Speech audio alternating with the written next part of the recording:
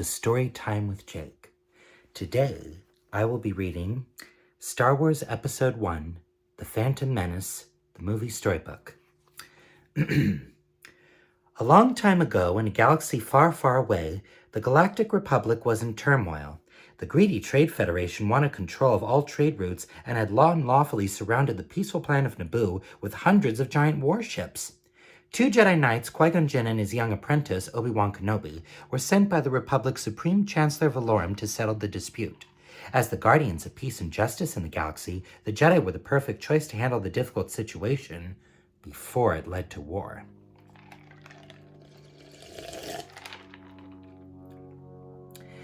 I have a bad feeling about this, Obi-Wan Kenobi said to his master, Qui-Gon Jinn.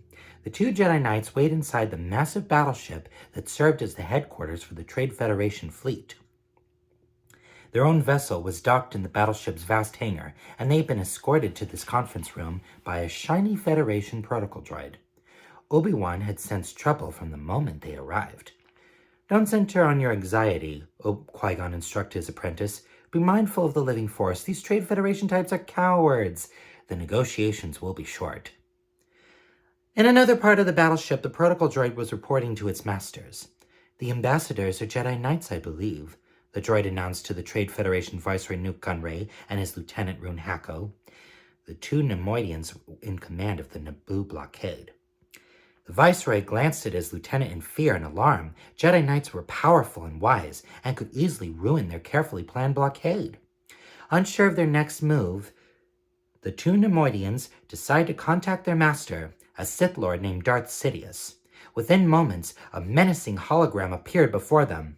This turn of events is unfortunate, said the flickering image of the evil Sith. We must accelerate our plans. Begin landing your troops.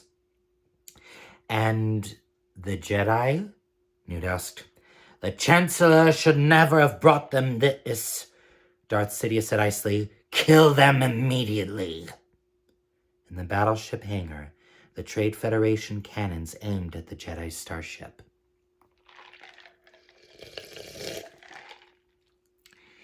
In the conference room, the 2 Jedi Knights heard a giant explosion, then a low hissing sound. Gas! Qui-Gon cried, jumping to his feet. Holding their breath, the Jedi drew their lightsabers. A moment later, the conference room door opened, and deadly green fog billowed around them as they stepped into the hallway. Battle droids firing blasters blocked their way. The Jedi were under attack. With lightsabers flashing, the Jedi held their own against the battle droids. But dead ahead, 10 large destroyer droids rolled forward, then transformed into battle position. Master! Obi-Wan warned Qui-Gon. Destroyers! Swiftly, the Jedi escaped the deadly droid attack. But when they finally reached the main hangar, they found that their ship had been destroyed. They were trapped. From a hidden perch, the Jedi watched the activity in the hangar. Thousands of battle droids were being loaded onto a giant landing craft. It's an invasion army, Obi-Wan whispered. Qui-Gon knew they would have to find a way off this battleship.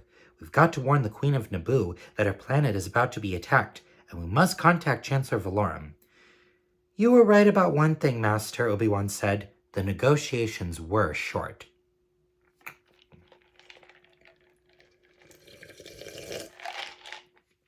Together, Obi-Wan and Qui-Gon made their escape. They each stole aboard a Trade Federation vessel heading for Naboo. The ships landed in a murking swamp, and the Jedi slipped away. While Qui-Gon was getting his bearings, a huge troop transport thundered out of the mist and headed right toward him. Qui-Gon raced through the swamp as frightened animals streaked past him, searching for a place to hide. Up ahead, a strange-looking creature was squatting in the shallow water, munching on a clam. Get out of the way, Qui-Gon shouted. The creature looked up and his eyes went wide. Oh no! He cried. As Qui-Gon ran by, the terrified creature dropped on the Jedi Master. Help me, he pleaded. Qui-Gon dropped on top of him just as the transport thundered overhead. The giant machine disappeared into the mist once more, and the creature threw his arms around the Jedi. Oi, moi, I love you, he exclaimed. Misa you's humble servant. That won't be necessary, Qui-Gon replied, but the creature nodded emphatically, his big ears flopping around his head. 'Tis demanded by the gods. 'Tis a deb empties. Misa called Jar Jar Binks. Qui-Gon wasn't sure exactly what this Jar Jar creature was. But he didn't have much time to wonder.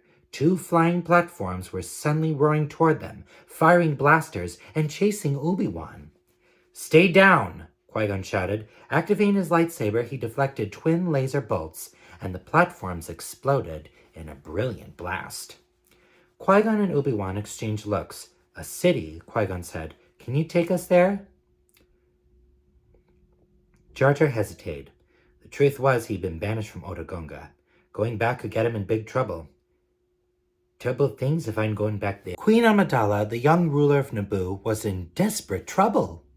Using an army of battle droids, the Trade Federation viceroy had entered her peaceful capital city of Theed and had taken over her royal palace. Now a slew of battle droids was holding her captive, along with her handmaidens and several of her advisors.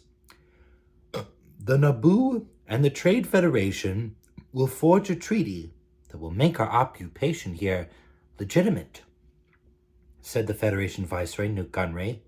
"I will not cooperate," the Queen replied defiantly. Now, Your Highness," the Viceroy sneered. "You are not going to like what we have in store for your people." He turned to the droid in charge. "Take them to Camp 4. The droid led the captives out of the throne room towards the detention camp. As they crossed the courtyard, the Queen looked around in horror. Battle droids and tanks were everywhere. Her entire planet was under siege. Suddenly, Qui-Gon and Obi-Wan leapt from a balcony above. The battle droids attacked, but the Jedi were too quick for the mechanical soldiers. Drawing their lightsabers, Qui-Gon and Obi-Wan sliced the droids in half. "We are ambassadors for the Supreme Chancellor," Qui-Gon quickly explained to the Queen. "We must make contact with the Republic. Do you have transports?" The Queen's group led the Jedi and Jar Jar to Naboo's main hangar, where the royal starship awaited them. Qui-Gon implored Queen Amidala to come with them. "Thank you," said the Queen, "but my place is here with my people." "The situation is not what it seems," Qui-Gon warned her. "My feelings tell me there is something else behind all this. The Trade Federation will kill you if you stay." The Queen was soon convinced that the best way to help her people was to go with the Jedi to the planet Coruscant. There she would tell the Galactic Senate about the illegal invasion and found the help her people needed. Quickly, the Queen boarded her royal starship. With her were 3 of her handmaidens, Captain Panaka, the head of her security forces, the Jedi, and Jar Jar Binks. Darth Sidious was furious when he learned that the Queen had escaped the Naboo and the Jedi were still alive. "Find her," he bellowed to the Viceroy. "I want that treaty signed." Padme explained that their ship was damaged and that they had no money to buy replacement parts. "These junk dealers must have a weakness of some kind," she said thoughtfully. Shmi nodded. "Gambling. Everything on Tatooine revolves around those awful pod races." Anakin's face lit up. "I've built a pod," he told Qui-Gon. "There's a big race tomorrow. You could enter it.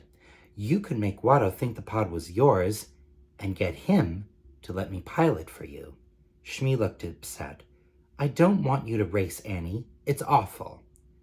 "But we have to help them, Mom," Anakin pleaded. "You said that the biggest problem in the universe is that no one helps each other." "I'm sure Qui-Gon doesn't want to put your son in danger," Padme told Shmi. "We'll find some other way." Shmi shook her head. "There is no other way," she admitted. "I may not like it, but he can help you. He was meant to help you." In another part of the galaxy, Darth Sidious had taken matters into his own hands. If the Viceroy couldn't find the Queen and her 2 Jedi protectors, he knew who could. His Sith apprentice, Darth Maul. "Move against the Jedi first," Sidious instructed Maul. "You will then have no difficulty taking the Queen back to Naboo, where she will sign the treaty." Darth Maul smiled wickedly. "At last we will reveal ourselves to the Jedi," he hissed. "At last we will have revenge." Darth Sidious nodded under his dark hood. "You have been well trained, my young apprentice. They will be no match for you." That night, while everyone slept, a strange spacecraft landed in a remote stretch of the Tatooine desert. As it touched down, a herd of wild banthas scattered in all directions. A lone figure soon emerged from the ship. Pulling out a pair of electro-binoculars, the dark man scanned the landscape. The lights of 3 different cities glowed in the distance. In which city are the Jedi and Queen Amidala hiding? Darth Maul wondered. The Sith apprentice quickly dispatched probe droids to all 3 spaceports. It would not take long to find them now. Remember, Qui-Gon said, concentrate on the moment. Feel, don't think. Use your instincts, he smiled as he stepped away. May the Force be with you. Gripping his thrusters, Anakin quickly regained control of his pod. But where was Sebulba? Crash! Sebulba's engines hit the ground with a huge explosion. As the Dug's cockpit skidded to an abrupt halt, he let out an angry shriek. He'd lost the pod race to a human boy. Anakin streaked ahead, his eyes focused on one thing, the finish line. As he crossed it, the crowd went wild. Anakin Skywalker had won the Boonta Eve race. I want to stay with you, Anakin cried. I don't want things to change. You can't stop the change any more than you can stop the suns from setting. Listen to your feelings, Annie. You know what is right. Anakin tried to be brave, but inside he was sad. If only Mother could come with us, he thought, then everything would be perfect. Queen Amidala knew what she had to do. Without delay, the Queen and Senator Palpatine took Naboo's case before the Senate. But the Senate was caught up in politics and could not move to resolve the situation. I was not elected to watch my people suffer and die. Will you debate this invasion in a committee?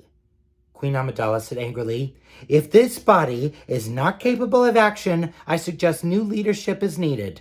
I move for a vote of no confidence in Chancellor Valorum. Chancellor Valorum went pale as the chamber erupted into a roar of approval and jeers. Stunned, Valorum turned towards Senator Palpatine. You have betrayed me, he cried accusingly. Anakin suddenly felt angry. What's that got to do with anything, he demanded. Yoda shook his head lightly. Everything. Fear is the path to the dark side. Fear leads to anger. Anger leads to hate. Hate leads to suffering. I am not afraid, Anakin practically shouted. A Jedi must have the deepest commitment of the most serious mind, Yoda explained. I sense much fear in you. Anakin stood firm. I'm not afraid, he said again. Then continue, we will, Yoda said. Suddenly, one of the Queen's handmaidens stepped forward. Your Honor, Padme said loudly, I am Queen Amidala. Everyone gasped. Padme was really the Queen. She pointed to the young woman dressed in the Queen's clothes. This woman is my decoy. I am sorry for the deception, but under the circumstances it was necessary to protect myself. The real Queen paused for a moment. Your Honor, our 2 great societies have always lived in peace, she said. The Trade Federation has destroyed all that we have worked so hard to build. I beg you to help us. Amidala dropped to her knees before Boss Nass, and her handmaidens gasped at the act. We are your humble servants, she said. Our fate is in your hands. Then one by one, the rest of the Queen's followers dropped to their knees before the Gungan leader. Boss Nass looked pleased. You'se no tinkin' you'se a gracer than the Gungans. He paused for a moment. Misa like this. Maybe we'se being friends, he said, and agreed to use his army to help the Naboo. Meanwhile, hundreds of Gungan warriors emerged from a Naboo swamp lake. Most of the soldiers were mounted on 2-legged Kadu, but others rode lizard-like Fambas with large shield generators strapped to their backs. They were ready for battle. Amid the chaos in the hangar, everyone moved toward the exit. Suddenly a dark shadow fell over the group. It was cast by the mysterious figure who had attacked Qui-Gon on Tatooine. Captain Panaka, the Queen, and her troops backed away in alarm. We'll handle this, Qui-Gon said. He and Obi-Wan dropped their cakes and activated their lightsabers. Darth Maul drew his own lightsaber, igniting both ends to create a deadly double-bladed weapon. Obi-Wan struggled to hold back tears as he cradled his master's head in his lap. Yes, Master, he promised. He is the chosen one, rasped Qui-Gon. He will bring balance. Train him. A moment later, Qui-Gon Jinn died. Before long, A large cruiser landed in Naboo's main hangar. The doors opened, and the newly elected Chancellor Palpatine disembarked, followed by Yoda, Mace Windu, and other Jedi Council members. "Your boldness has saved our people," Chancellor Palpatine told the Queen. "Together we shall bring peace and prosperity to the Republic." A huge parade was held to honor the great victory. It was a festive celebration, but though the Republic was safe for the moment, the Jedi Council knew that somewhere out there lurked a dark, dangerous power. "There is no doubt the mysterious warrior was a Sith," Mace Windu said. "Always two there are," Yoda warned his fellow Jedi, "a master and an apprentice." They would have to be on the lookout for the one Sith who remained. Qui-Gon's death was a loss felt by everyone, but his desire to have Anakin trained as a Jedi would be fulfilled after all. The Jedi Council had given Obi-Wan permission to train young Anakin. "I am your master now," Obi-Wan told Anakin. "You will become a Jedi. I promise."